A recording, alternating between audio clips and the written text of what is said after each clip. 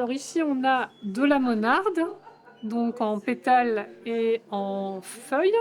C'est une plante qui a un goût de bergamote, qui est très parfumé et que j'utilise en association avec la menthe bergamote, justement, pour le kéfir que j'ai appelé Lorraine. Élodie est ce qu'on appelle une paysanne brasseuse. Il y a 2 ans, elle s'est installée à Frébécourt, près de Neufchâteau, où elle a créé la ferme de la 5e saveur.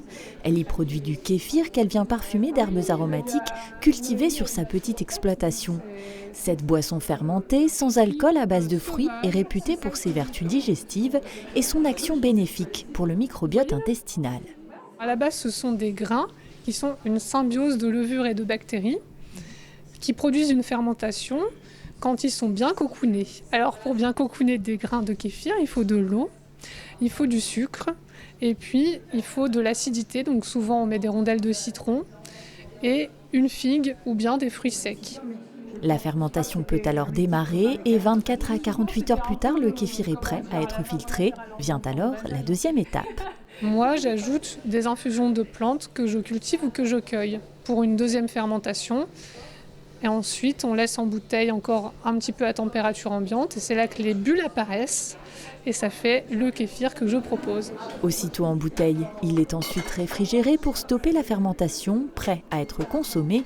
Un produit que l'agricultrice propose à la vente en circuit court dans des magasins de producteurs locaux, comme ici à Neufchâteau, où les dégustations attirent les curieux. Est-ce que vous connaissez déjà le kéfir? Alors, Dites-moi. oui, Oui. on vient de m'en donner à D'accord. faire il y a 15 jours. Mais mon mari ne retrouve pas le kéfir qu'il a connu. Moi, j'ai connu un kéfir avec un goût bien particulier que je n'arrive pas à retrouver actuellement. Voilà. Après de nombreuses recherches.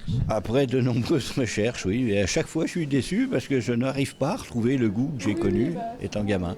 D'après ce que madame m'a dit, je ne le retrouverai pas puisque chacun fait son kéfir avec des recettes bien à lui. Donc, La qualité de l'eau, le type de sucre utilisé ou la température de la pièce, entre autres, autant d'éléments qui influent sur le goût et l'aspect de ce produit vivant dont les origines demeurent mystérieuses.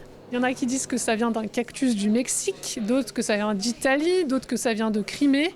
Pour l'instant, personne n'est d'accord là-dessus.